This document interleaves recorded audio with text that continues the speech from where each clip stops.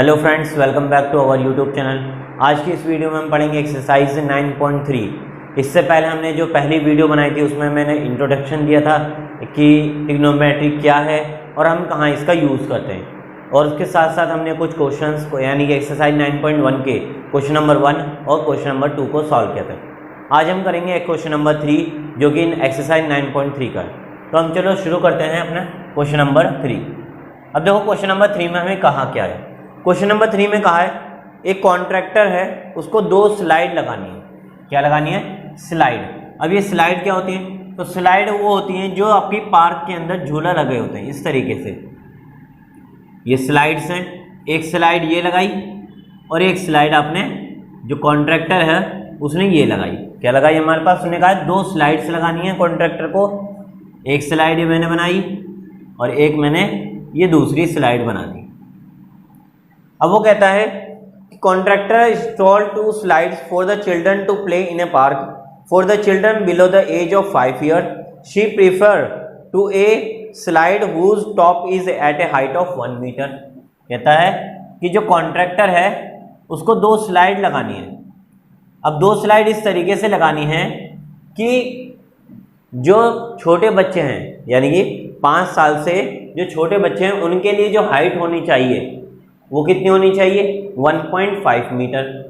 और जो पार्क के अंदर बड़े बच्चे आते हैं यानी कि 5 साल से बड़ी उम्र के जो बच्चे आते हैं उनके लिए जो हाइट होनी चाहिए वो होनी चाहिए आपकी 3 मीटर।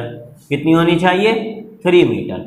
अब आगे वो कहता है is inclined at an angle of 30 degree to the ground. यानी कि जो छोटी वाली जो स्लाइड है वो कितना डिग्री का एंगल बना रही है हमारे पास? 30 डिग्री का। और जो बड़ी स्लाइड है वो आपका एंगल बना रही है आपके साथ 60 डिग्री का।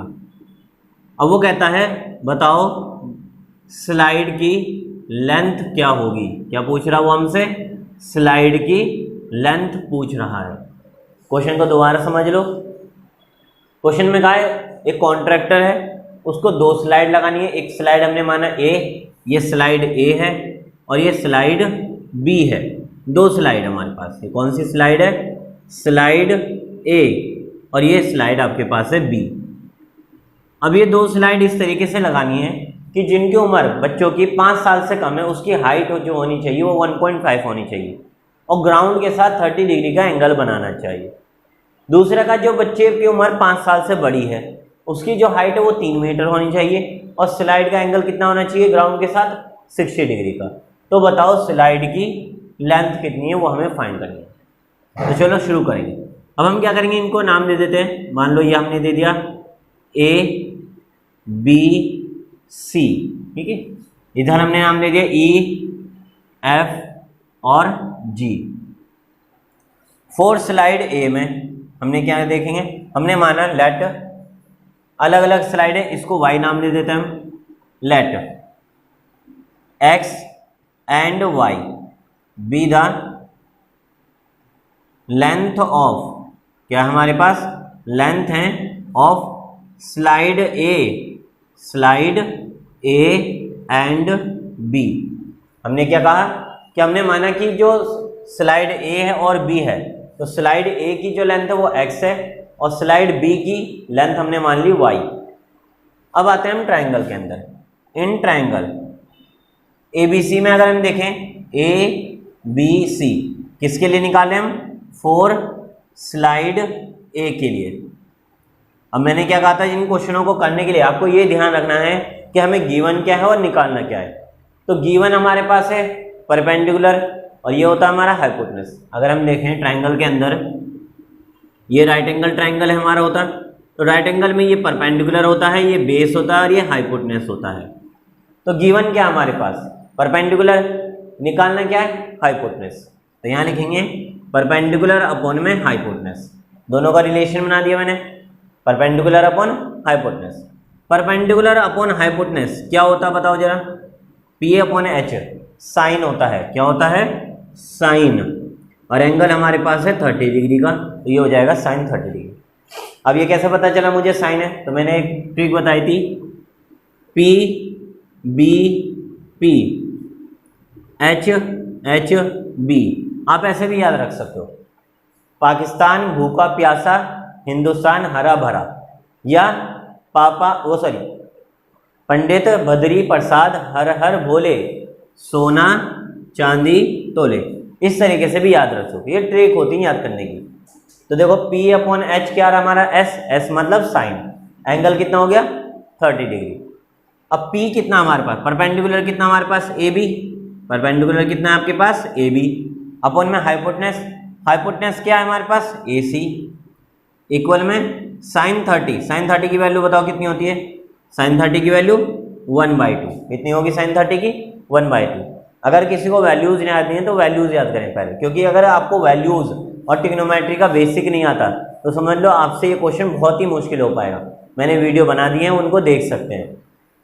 ए बी हमारे पास कितना है, ए बी है 1.5, कितना है ए बी 1.5, और ए सी हमारे पास x इक्वल में हाफ। अब इसको सॉल्व करो जरा, कितना बचेगा हमारे पास, अगर मैं इसको सॉल्व करता हूँ, क्रॉस मल्टीप्लीकेशन 2 करेगा 1.5 से मल्टीप्लाई, 1.5 को 2 से मल्टीप्लाई करेंगे, इधर x1 ज़ा x, तो कितना हो गया ये 3, यानी कि x की जो लेंथ होगी वो कितनी होगी 3 मीटर, यानी पहली वाली स्लाइड की लेंथ कितनी है 3 मीटर। समझ आ गया? देखो दोबारा समझ लो, हमें स्लाइड दी थी दो, एक स्लाइड ए और स्लाइड बी।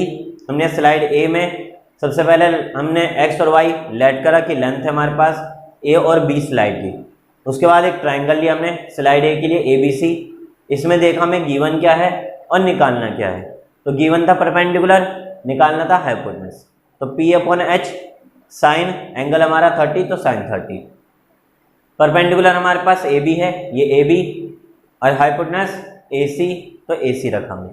AB की वैल्यू हमें पता है 1.5, AC की वैल्यू हमें निकालनी थी x, तो हमने x रख दी। फिर क्या करा, क्रॉस करवाया मैंने, इसको इससे मल्टीप्लाई कराया और इसको इससे मल्टीप्लाई कराया, तो 1.5 को 2 से करा और x को 1 से मल्टीप्लाई कराया तो x आया, 15 2 30 होता है, पॉइंट है तो 3 बन जाएगा।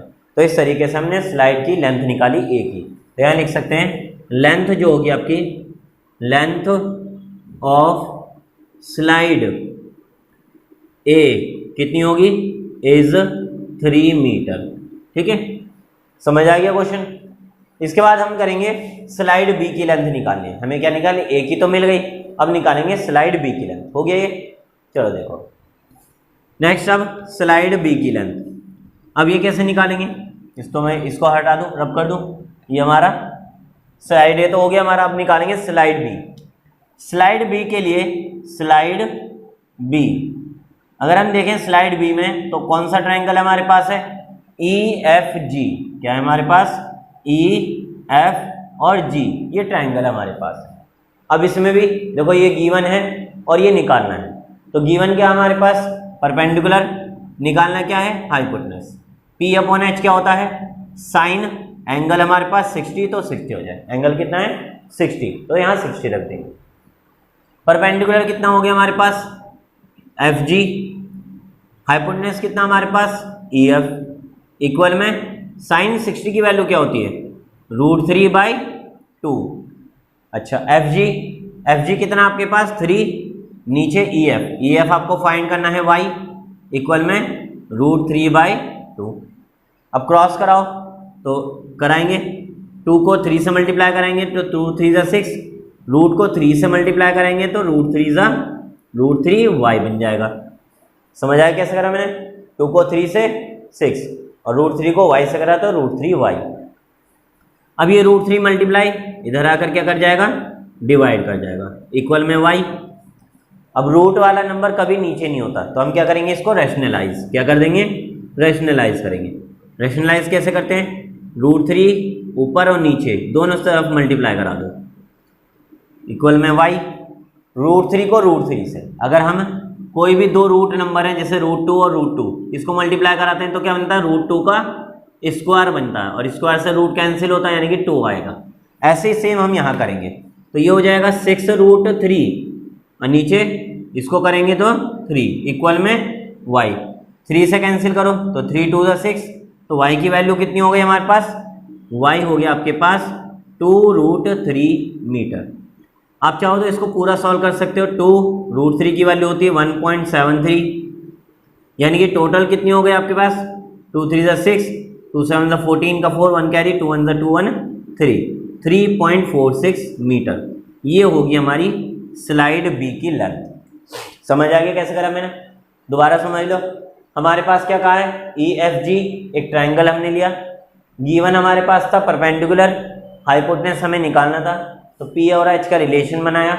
एंगल पी और एच बनता है साइन, तो sign angle 60 P upon H, P हमारे पास परपेंडिकुलर, एफ जी और ई एफ हमारा हाइपोटेनस हो जाएगा। एफ जी की वैल्यू हमारे पास है 3, तो मैंने 3 रखी। उसके बाद ई एफ की वैल्यू y, ई एफ की वैल्यू y। साइन 60 की वैल्यू √3/2 होती है। क्रॉस कराया 2 3 6 और √3 y, मल्टीप्लाई तो इस साइड आके डिवाइड हो जाएगा। फिर √3 नीचे नहीं रहता, रैशनलाइज होगा, तो ऊपर और नीचे मैंने रैशनलाइज करा। 6 √3 3 बन जाएगा। 3 2 6 कैंसिल कर दिया, क्या बचा 2√3। √3 की वैल्यू रख सकते हो 1.73, मल्टीप्लाई कराया तो कितना हो गया 3.46। तो ये था हमारा क्वेश्चन नंबर 3। हो गए? चलो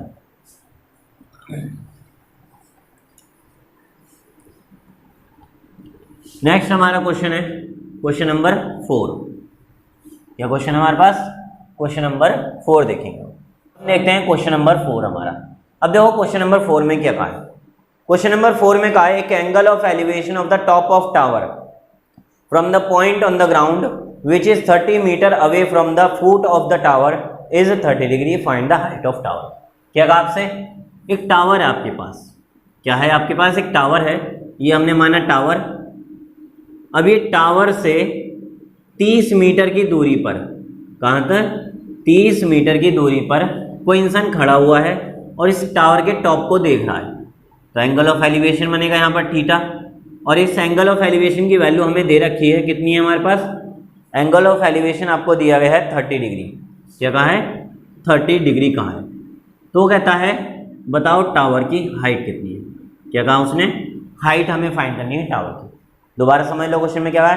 the angle of elevation of the top of tower, top of tower from the point of the ground, यानी ग्राउंड के किसी पॉइंट से जो एंगल ऑफ एलिवेशन है किसका? टॉप ऑफ टावर, वो कितना है? 30 डिग्री है। कितना आगे एंगल है? 30 डिग्री, जो कि कहता है which is 30 metre from foot of tower. कितना है? फुट ये होगा टावर का, टावर के फुट से 30 मीटर की दूरी पर खड़ा हुआ है। तो बताओ टावर की ऊंचाई कितनी? समझ आ गया क्वेश्चन? अब हमने लेट करा, लेट एच क्या होगा हमारा? H be the height of tower. क्या मानी हमने? हाइट ऑफ टावर मान ली। क्या कहा हमने? कि हमने माना एच क्या है? टावर की हाइट होगी। अब ट्रायंगल का नाम दे देते हैं इसको नाम दे देते हैं ए, बी और सी। कैसे करेंगे हम? मैंने क्या कहा हमेशा कि देखो गिवन क्या है और निकालना क्या है, इसको ध्यान दो हमेशा। क्या ध्यान दो? कि गिवन क्या है। तो गिवन हमारे पास बेस, ये बेस हो गया, ये परपेंडिकुलर हो गया। तो परपेंडिकुलर और बेस का रिलेशन बना दो। तो perpendicular upon base, perpendicular upon में बेस। अब पी अपॉन बी क्या होता है हमारे पास? 10। एंगल कितना है? 30 डिग्री। तो 30 हो गया हमारे पास। परपेंडिकुलर कितना आपके पास? h, ये तो आपको फाइंड करना है, यानी कि परपेंडिकुलर हो गया आपके पास BC। बेस आपके पास है AC, इक्वल में 10 30। BC की वैल्यू कितनी है? h फाइंड करनी है। AC की वैल्यू 30 मीटर। 30 की वैल्यू क्या होती है? 1/√3। 30 की वैल्यू क्या होगी? 1/√3। अब करेंगे क्या? क्रॉस कर देंगे इसको या फिर इसको एक ऐसे यहीं पहुंचा दो। तो h कितना हो जाएगा? 30/√3। 30 1 30, नीचे वाला मैंने यहीं रखा, यहाँ बचेगा सिर्फ h, तो h रहेगा। अब क्या करना पड़ेगा? रूट वाला नंबर कभी भी नीचे नहीं होता, तो ऊपर और नीचे रैशनलाइज करेंगे। तो h कितना हो जाएगा? 30√3 और नीचे 3, √3 3 बन जाएगा। 3 से कैंसिल करो, 10 आया, यानी कि हाइट कितनी हो गई टावर की? 10√3 मीटर। आप चाहो तो इसको आगे सॉल्व भी कर सकते हो। कितना हो जाएगा? 10 इंटू √3 की वैल्यू 1.73, तो कितना हो जाएगा ये 17.3 मीटर। ये एग्जैक्ट हाइट है टावर की। तो हाइट ऑफ टावर क्या होगी? सो हाइट ऑफ टावर कितनी होगी? Height of tower is 17.3 metre. ठीक है, समझ गया कैसे करा? दोबारा समझ लो। हमें कहा था कि कोई इंसान है, वो टावर से 30 मीटर की दूरी पर खड़ा हुआ है और टॉप पर देख रहा है, एंगल कितना डिग्री बना रहा है? 30 डिग्री का। तो हाइट बतानी हमें टावर की। हमने ट्रायंगल लिया ABC, देखा क्या गिवन है और क्या निकालना है हमें। तो ये गिवन था, ये निकालना है। परपेंडिकुलर और बेस का रिलेशन बना हमारा, परपेंडिकुलर अपॉन बेस होता है 10, एंगल 30, तो एंगल 30 हो जाएगा। परपेंडिकुलर हमारे पास है BC, बेस हमारे पास है AC, तो AC रखा। BC की वैल्यू हमें निकालनी है H, AC हमारे पास गिवन है 30, tan 30 की वैल्यू होती है 1/√3। 30 को मैंने इस साइड पहुंचाया तो 30 अपॉन में √3 हो गया। रूट नीचे था तो मैंने रेशनलाइज करा, रेशनलाइज करने पर 30 और √3 3 बन गया। 3 से डिवाइड करा तो 10 आया, तो हाइट कितनी हो गई? 10√3। तो इस तरीके से हम टावर की हाइट निकाल सकते हैं। समझ आ गया? नेक्स्ट, इसके बाद हम करेंगे क्वेश्चन नंबर 5। हो गए? चलो अब क्या करेंगे? क्वेश्चन नंबर 5 देखेंगे। अब देखते हैं क्वेश्चन नंबर 5 में हमें क्या कहा है। हमारे पास है क्वेश्चन नंबर 5। देखो क्वेश्चन नंबर 5 में क्या कहा है। क्वेश्चन नंबर 5 में कहा है a kite is flying at a height of 60 metre above the ground. एक पतंग है, मान लो ये कोई पतंग है जो जमीन से कितनी ऊपर उड़ रही है? 60 मीटर की ऊंचाई पर उड़ रही है। ठीक है, क्या कहा है? एक काइट है जो ग्राउंड से, ये ग्राउंड मैंने मान लिया, ग्राउंड से कितनी मीटर ऊंचाई पर है? 60 मीटर की ऊंचाई पर है। अब आगे वो कहता है the string attach to the kite is temporary tied to a point on the ground. अब ये जो काइट है, इसके धागे को, जो मांझा है, उसको ग्राउंड, ये ग्राउंड हमारे पास, कुछ देर के लिए बांध दिया, ये बांध दिया हमने। अब बांधने के बाद वो आगे कहता है फिर the inclination of the string with the ground is 60 degree. अब जो धागा है, जो मांझा है पतंग का, वो ग्राउंड के साथ कितने डिग्री का एंगल बना रहा है? 60 डिग्री का एंगल बना रहा है। क्या कहा? एक काइट है जो 60 मीटर की ऊंचाई पर है ग्राउंड से। अब उस पतंग का जो मांझा है वो कुछ देर के लिए ग्राउंड से बांध दिया। उस वक्त जो एंगल वो बना रहा है ग्राउंड के साथ, वो है 60 डिग्री का। अब वो आगे कहता है कि अगर इसमें कोई भी स्लैक ना हो, स्लैक मतलब लचक ना हो, तो बताओ मांझे की लंबाई कितनी है? क्या मांग रहा है वो? इस मांझे की लंबाई मांग रहा है वो। ठीक है, ये हमारी पतंग बना सकते, ऐसे नॉर्मली पतंग बना दी मैंने। ठीक है, अब देखो करेंगे कैसे। मैंने हमेशा कहा है सबसे पहले क्या गिवन है, क्या निकालना है, इन दोनों का रिलेशन बनाते हैं। तो सबसे पहले हम क्या करेंगे? क्वेश्चन नंबर 5 हमारा लेट करेंगे x B the length of string. क्या मानी हमने? लेंथ ऑफ स्ट्रिंग, यानी कि जो मांझा हमारे पास है उसकी लेंथ हमने क्या मान ली? x मान ली। अब x मान ली तो ट्रायंगल का नाम दे देंगे A, B और C। अब हम देखें अगर इन ट्रायंगल ABC में अगर हम देखें तो हमारे पास क्या गिवन है? परपेंडिकुलर, ये क्या हो जाएगा? परपेंडिकुलर, और ये क्या है? हाइपोटेनस। तो रिलेशन क्या बना? परपेंडिकुलर अपॉन में हाइपोटेनस। कौन सा होता है perpendicular upon hypotenuse? Sine. Angle कितना? 60 डिग्री। एंगल कितना हो गया? 60 डिग्री। परपेंडिकुलर क्या होता, कितना हमारे पास? BC, परपेंडिकुलर BC, और हाइपोटेनस हमारे पास AB इक्वल में साइन 60। अब BC की वैल्यू कितनी है? ये BC, इसकी वैल्यू 60, यहाँ लिख देंगे 60। AB की वैल्यू हमें फाइंड करनी है, यानी कि x इक्वल साइन 60 की वैल्यू क्या होती है? √3/2। क्रॉस करेंगे कितना हो जाएगा? 2 को 60 से करेंगे तो 60 इंटू 2 इक्वल में √3x। कितना हो जाएगा? √3x।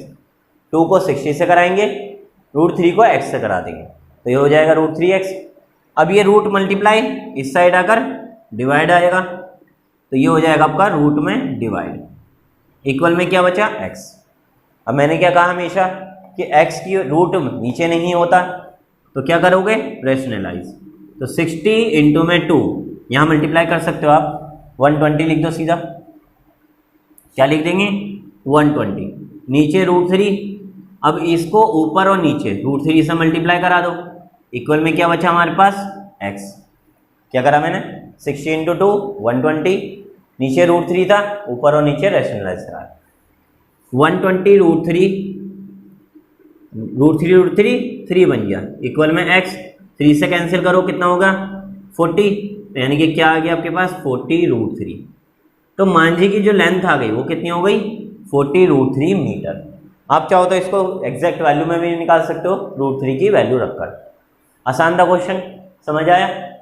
नेक्स्ट इसके बाद हम देखेंगे क्वेश्चन नंबर 6। हो गया ये, चलो देखो क्या करना। अब हमें क्वेश्चन नंबर 6 देखेंगे इसके बाद।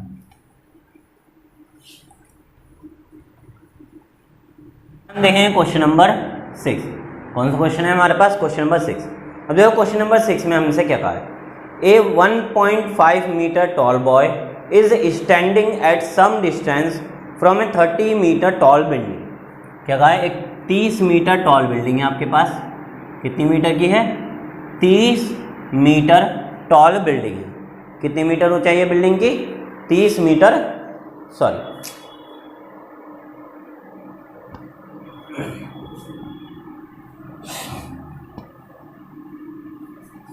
तो चलो अब हम देखते हैं क्वेश्चन नंबर 6। क्या देखेंगे क्वेश्चन नंबर 6। क्वेश्चन नंबर 6 में हमें कहा है ए 1.5 मीटर टॉल बॉय। क्या कहा है, एक 1.5 मीटर टॉल बॉय है। ये हो गया 1.5 मीटर टॉल बॉय, जो एक 30 मीटर हमारी बिल्डिंग है, 30 मीटर ऊंची बिल्डिंग से ये हमारी बिल्डिंग कुछ दूरी पर खड़ा हुआ है। क्या काम से क्वेश्चन में, A 1.5 meter tall boy is standing at some distance from a 30 meter tall building. The angle of elevation from his eyes. अगर मान लो यहाँ कोई बॉय खड़ा है तो इसकी आई यहाँ होगी, और इसकी आई से जो इसकी टॉप का जो एंगल है, एंगल ऑफ एलिवेशन। अब एंगल ऑफ एलिवेशन कैसे बनता ग्राउंड के साथ, ये तो ग्राउंड पे है, तो हमने माना इसका ग्राउंड का अपर सरफेस ऊपर होगा। कितना मान लिया हमने, कितना दिया हमें कि एंगल ऑफ एलिवेशन उसकी आईज से कहाँ टॉप ऑफ बिल्डिंग का, वो कितना दिया आपको, इंक्रीज फ्रॉम 30 to 60। पहले 30 था, फिर वो कुछ दूर चला होगा, तो क्या हो गया, वो चलने के बाद फिर देखा उसने बिल्डिंग को, और फिर एंगल कितना हो गया हमारा 60 डिग्री हो गया। कितना एंगल हो गया हमारे पास 60 डिग्री। ठीक है, यहाँ पर एंगल 60 डिग्री, ये 1.5 मीटर। ठीक है, अब वो आगे कहता है as he walk towards the building find the distance he walk towards the building. तो वो बिल्डिंग की तरफ कितना गया ये हमें फाइंड करना। दोबारा समझ लो क्वेश्चन में हमसे क्या कहा है। क्वेश्चन में कहा है आपसे एक 30 मीटर ऊंची बिल्डिंग है, उससे कुछ दूरी पर एक लड़का खड़ा हुआ है जिसकी ऊंचाई कितनी है 1.5 मीटर। अब उसकी आंख से उस बिल्डिंग के टॉप का जो एंगल है वो था 30 डिग्री। फिर वो कुछ दूर आगे गया, हमने माना एक्स डिस्टेंस वो आगे गया हुआ, तब उसने फिर से देखा बिल्डिंग को, और उस वक्त एंगल कितना हो गया 60 डिग्री हो गया। तो वो पूछ रहा है आपसे कि वो जो लड़का है वो कितनी दूर आगे चला, ये हमें फाइंड करवा रहा है। समझ गए। तो मैं इस ट्राइंगल को थोड़ा सिंपल बना दूँ। ये हमारे पास एक इस तरीके से एक एंगल है हमारे पास, ये बन गया आपका नॉर्मली। मैंने क्या करा, इस नीचे वाले हिस्से को हटाया, ऊपर का हमें चाहिए वो मैंने ले लिया। यहाँ पर ये एंगल 30 डिग्री है और ये एंगल 60 डिग्री। ये डिस्टेंस उसने कवर करी है x।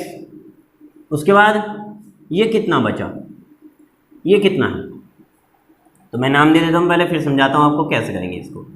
A B C D, उसके बाद ये पॉइंट E और ये F। ठीक है, मेन डायग्राम ये है, ये सिर्फ समझने के लिए मैंने आपको समझा रहा है कि किस तरीके से डायग्राम आप यूज़ करोगे। तो यहाँ मैं लिख देता हूँ A, ये आपका B, ये C और ये D। सिर्फ आपको ये यूज़ करना है क्वेश्चन के लिए। सॉल्व करोगे तो इसको यूज़ करोगे, लेकिन बनाना ये है आपको। अब देखो टोटल हाइट कितनी है 30 मीटर, 1.5 उसकी हाइट है लड़के की, तो बच्ची कितनी है ये 30 में से, अगर मैं 30 मीटर हाइट है, 1.5 मीटर लड़का है, उसको घटाऊंगा तो कितनी बचेगी मेरे पास 28.5। कितनी बचेगी 28.5, यानी कि ये जो हाइट बच गई ये कितनी है 28.5 मीटर। समझ आ गया। अब करेंगे कैसे, सबसे पहले हमने लेट करा, क्या हमने करा लेट, क्या करा हमने कि दो लेंथ हमने मानी, ये x डिस्टेंस तो उसने ट्रेवल करा, y डिस्टेंस वो अवे रह गया बाद में भी, तो लेट करेंगे x distance he moves towards building. हमने क्या माना कि हमने ये मान लिया कि उसने कुछ x डिस्टेंस उसने कवर करा बिल्डिंग की तरफ जाते वक्त। अब हमने माना नाउ अब क्या होगा, at angle 60 degree, at angle 60 degree his distance from building is y, from building कितनी मान ली हमने इज y मान ली, क्या मानी y, ठीक है, क्या मान ली हमने y डिस्टेंस उसका बच गया बिल्डिंग से, ठीक है। अब इसमें दो ट्राइंगल हमें मेरे को दिख रहे हैं, एक BDC, मैं साफ बना देता हूँ उसको थोड़ा सा बड़ा सा, एक मेरे पास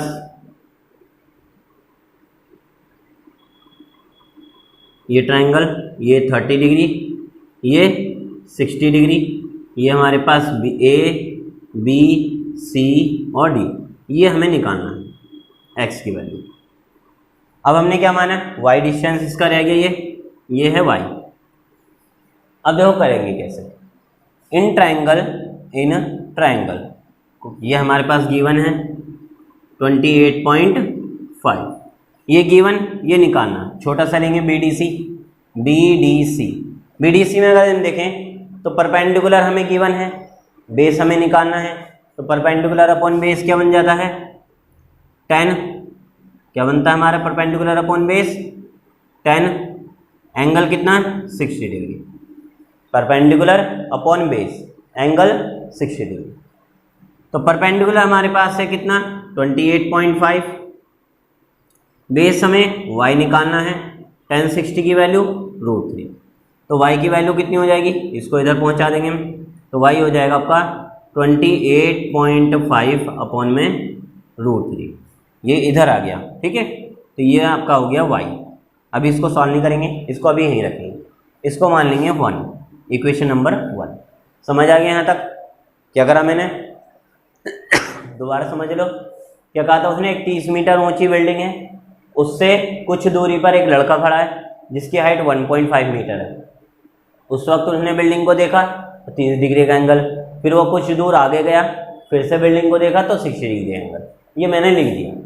उसके बाद हमें वो डिस्टेंस कवर करना था जो हमें चला वो, यानी कि x मान लिया हमने, फिर ट्राइंगल निकाले, इसमें से दो मैंने, एक BDC और एक ABC, दो ट्राइंगल मेरे पास। BDC में ये गिवन था, ये निकालना है, परपेंडिकुलर अपॉन बेस रिलेशन बनाया, tan बन गया परपेंडिकुलर अपॉन बेस, एंगल हमारा 60 डिग्री, तो tan 60 परपेंडिकुलर कितना है 28.5, बेस हमारे पास y है, इक्वल में tan 60 की वैल्यू √3, ये नीचे ले आएंगे तो 28.5 अपॉन में √3 y आ गया।